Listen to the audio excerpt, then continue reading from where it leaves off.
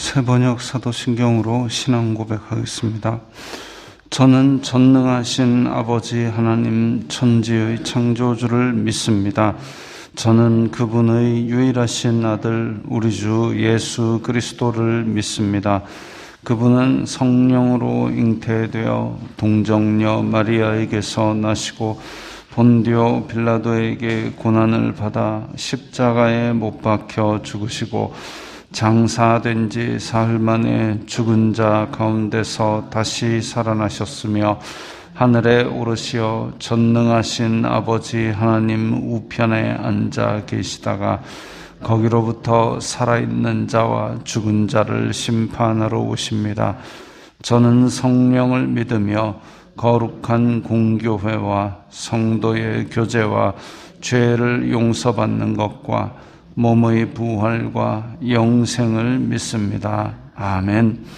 거룩하신 아버지 하나님 감사합니다. 간밤에도 편히 쉬게 해주시고 기도하는 자리에 불러주시니 감사합니다. 이 시간 저희들이 마음 중심으로 주님을 경외하게 하여 주시옵소서. 예수님 이름으로 기도드리옵나이다. 아멘. 찬송가 460장입니다.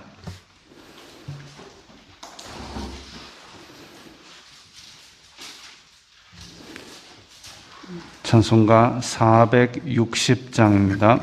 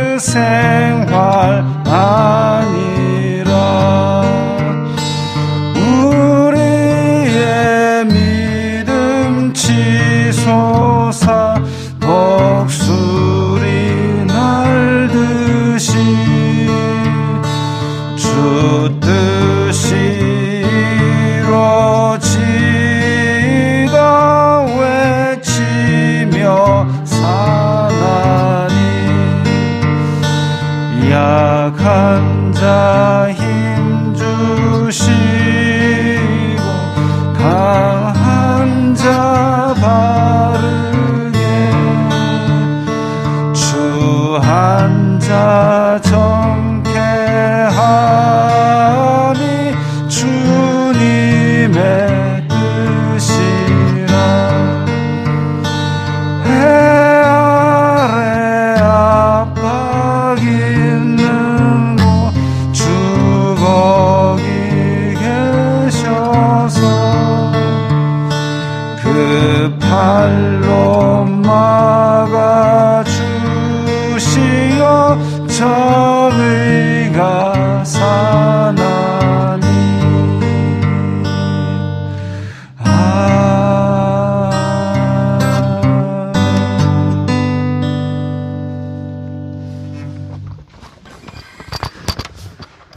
오늘 말씀은 아모스 1장 9절부터 15절까지의 말씀입니다.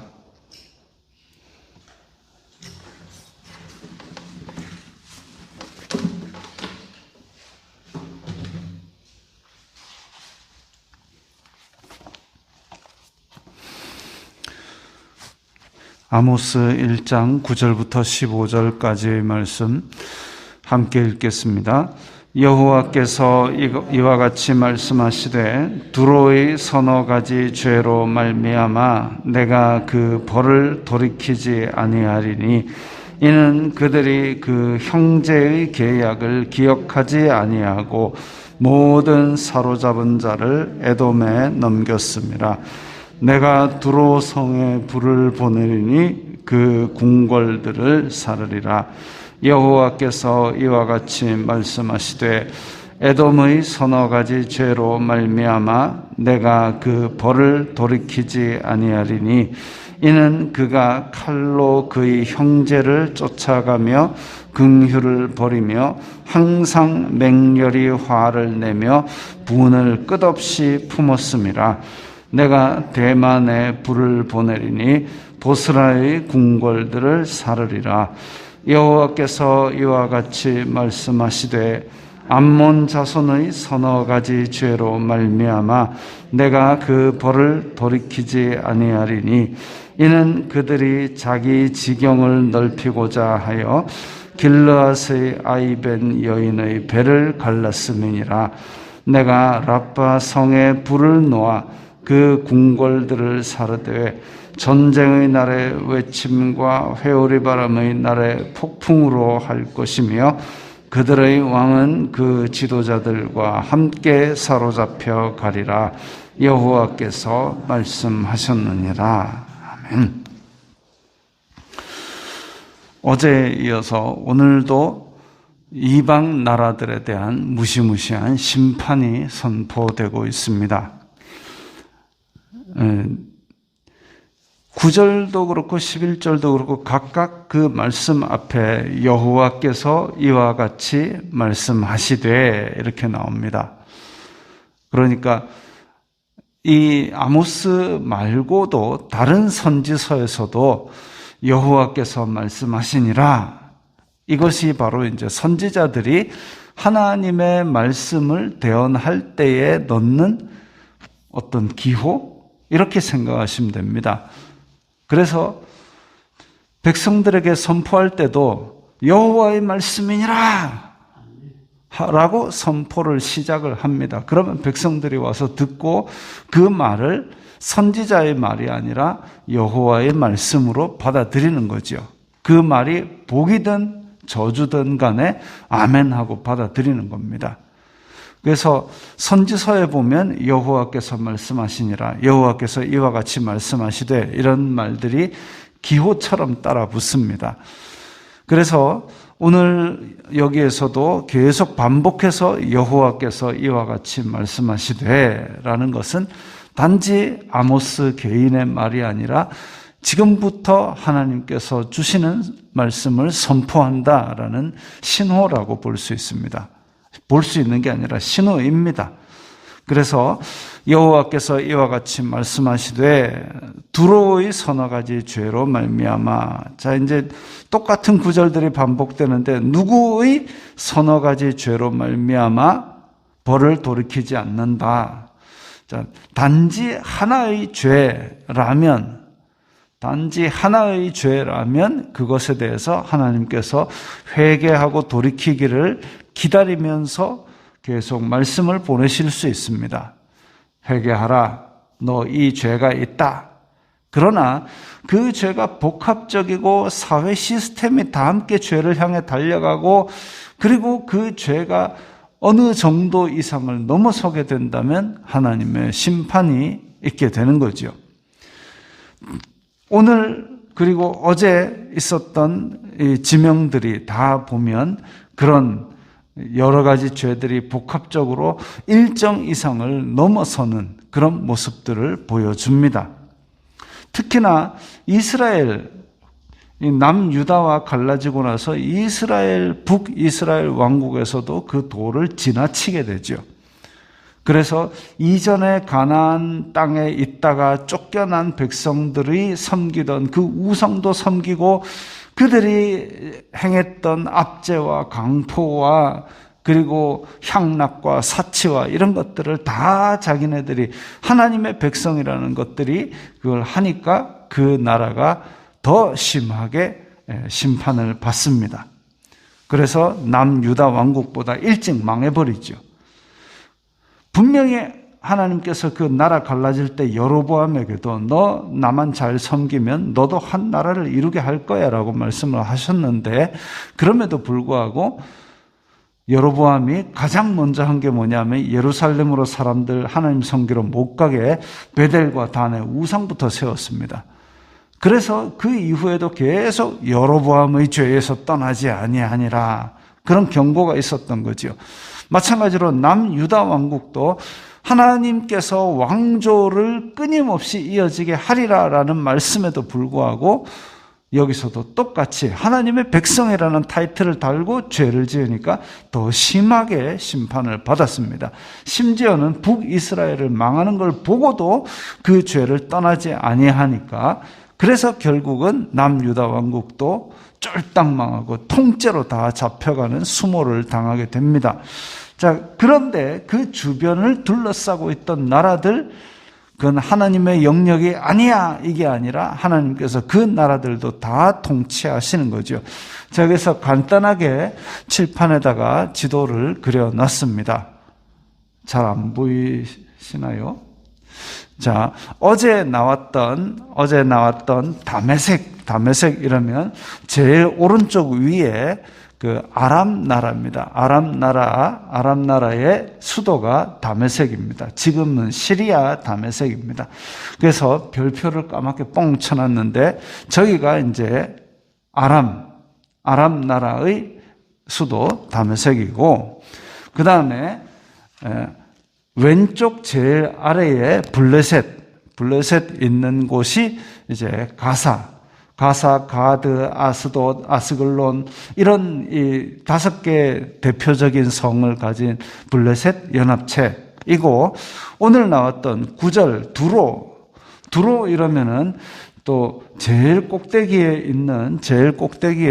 왼쪽에 두로 시돈이 붙어서 잘 언급이 됩니다. 두로와 시돈은 그때 당시 지중해 무역의 가장 요충지로서 무역을 발판으로 해서 굉장한 부를 이루었고, 근데 이 두로 이러면 솔로몬 당시에 그 성전 지을 때 그 많은 물류를 담당했던, 그래서 그때 당시에 이 서로 조약을 맺어서 가까이 지내고 물건을 통용하고 이렇게까지 했던 그런 나라입니다. 그리고 또 북이스라엘의 아합 왕은 시돈 왕의 딸과 이세벨과 결혼을 할 정도로 그렇게 이스라엘과 관계를 많이 맺었던 나라입니다. 그런데 보니까 그들이 그 형제의 계약을 기억하지 아니하고 서로 그렇게 친밀하게 지내기로 나라끼리 약속을 해놓고도 사로잡은 자를 에돔에 넘겼다. 이 앞에서 블레셋도 자기 잡은 자를 에돔에 넘겼다 그랬습니다. 인신매매를 했다 이거죠. 두로도 마찬가지로 이 이스라엘 자손들을 에돔에다가 팔아넘겼습니다. 노예로 팔고 그래서 이 죄가 크고 그로 말미암아 벌을 돌이키지 않는다 그랬습니다. 에돔은 지도에서 제일 아래쪽에 오른쪽에 있는 땅입니다. 실제로 지도상의 위성 지도 저 뒤에 있는 가운데 길쭉한 지도를 보면 사해의 오른쪽 아래에 보면 허연 땅입니다. 에돔 산지라고 하죠. 그래서 이스라엘 자손들이 출애굽에서 약속의 땅으로 올라갈 때 사해 옆으로 돌아가고 에돔 땅 지나가는데 원래 야곱의 형 에서가 세운 나라이고 그 땅이고 멀리 보면 혈통이기는 한데 지나가겠다 그러니까 너 지나오기만 해봐라. 내가 칼 들고 나갈 거야. 그래가지고 삥 들어갑니다. 그런 곳이 에돔입니다. 참 자, 그래서 11절에 에돔, 인신매매로 이스라엘 자손들을 팔아 넘긴 것을 넘겨받은 곳이 야곱의 형 에서가 세웠다는 에돔, 형제의 나라 에돔에서 한 짓입니다. 못 됐지요. 그 사로잡은 자를 에돔에 팔아 넘겼다 해도 에돔의 그 형제들을 사서 다시 이스라엘 땅으로 돌려보냈다 이러면 아름다울 수 있지만 그렇지 않았던 모양입니다. 그래서 그렇게 블레셋에서 산 이스라엘 자손들, 두로에서 산 이스라엘 자손들 생각을 해보십시오. 뜬금없이 외국이 쳐들어와가지고 사람들을 잡아가고, 그래서 내가 만약에 뜬금없이 농사 짓고 있는데 갑자기 막 군대들이 쳐들어와가지고 총은 없었죠. 위협해가지고 잡아가가지고 꽁꽁 묶어가지고 집에다 얘기도 안 하고 휴대폰도 없던 시절에 아무에게도 얘기할 것 없이 그냥 잡아가지고 먼 나라로 그 노예로 팔려간다고 생각을 해보십시오. 황당하고 억울하고 원통한 일 아니겠습니까? 블레셋도 잡아가고 두로도 잡아가고 그래서 잡혀가서 팔려간 나라가 에돔이라고 형제의 나라입니다. 이건 진짜 팔딱 뛸 노릇이죠. 근데 에돔도 심판이 있습니다. 11절에 보니까 칼로 그의 형제를 쫓아가며 누구겠습니까? 야곱이죠. 에서의 형제 야곱의 자손들, 이스라엘 자손들을 칼로 쫓아갔다 그랬습니다. 그래서 이스라엘이 조금만 흔들린다 싶으면 이 에돔에 있는 인간들이 칼 들고 쫓아와서 괴롭히고 뺏어가고 이렇게 하는 것이 역사 속에 계속 나옵니다. 긍휼을 버리며 팔려온 형제 이스라엘의 자손들을 불쌍히 여기는 것도 없이 그냥 괴롭혔던 것이죠. 항상 맹렬히 화를 내며 분을 끝없이 품었다. 지금 대한민국도 약간 이상합니다. 맹렬히 화를 내고 분을 끝없이 품는 건 비슷하지 않습니까?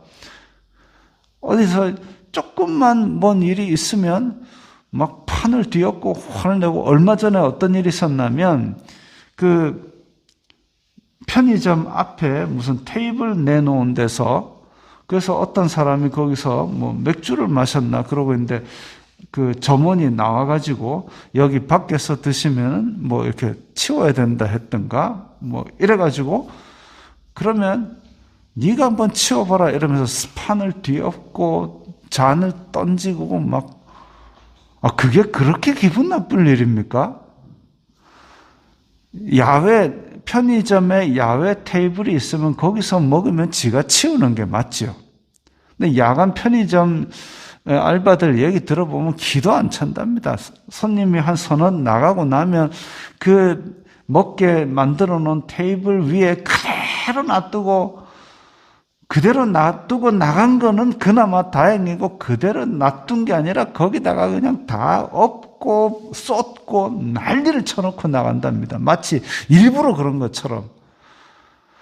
그래도 어쩌겠습니까? 한숨 쉬면서 그거 치우는 거죠. 근데 그렇게 막 어질고 있을 때 그렇게 하시면 안 됩니다. 하면 난리 난답니다. 밤중에 하여튼 뭐 술 사들고 와가지고 앞에 들눕지를 않나. 비둘기한테 모이 막 주놓고 그래서 돈 모자란다고 400원만 깎아달라 그러질 않나. 황당한 일들이 많습니다. 그래가지고 그거 안 됩니다 하는 순간 막 가게를 뒤엎고 막 진열장을 쓰러뜨리고 그게 그럴 일입니까? 만약에 그 자리에 아주 힘이 세거나 권력이 세거나 한 사람들이 있었다면 그 사람들이 그렇게 화를 냈을까요? 분노 조절 장애가 아니라 분노 조절 잘해가 됐을 겁니다. 근데 자기보다 만만해 보이고 약하니까 디립다 화를 내는 거죠. 화를 낼 때 조금만 내는 게 아니라 끝까지 냅니다. 그러면 자기 성질을 왕 낼 수 있으니까 사람들이 우와 무섭다 해줄까요? 오늘 본문에 보면 하나님께서 맹렬히 화를 내고 분을 끝없이 품은 자들은 그 죄로 말미암아 벌을 돌이키지 않는다. 심판의 대상이다 이거죠. 하나님께서 심판을 하실 때에 구약 성경에 쭉 나왔던 심판의 도구가 주로 크게 세 가지입니다. 기근, 농사에 흉년이 들어가지고 먹을 게 없어지고, 질병, 돌림병이 돌아서 많은 사람들이 아파가지고 죽거나 다치거나 하고, 그리고 전쟁입니다. 전쟁. 급작스럽게 누가 쳐들어와서 싹 불태우고 남아있는 사람 포로로 다 잡아가고. 기근, 전쟁, 질병 이런 것들은 하나님께서 심판의 도구로 사용하신 것들입니다. 그렇다고 해서 현대에 일어난 흉년 또 현대에 일어난 전쟁 이런 것들이 다 심판의 도구란 얘기가 아닙니다.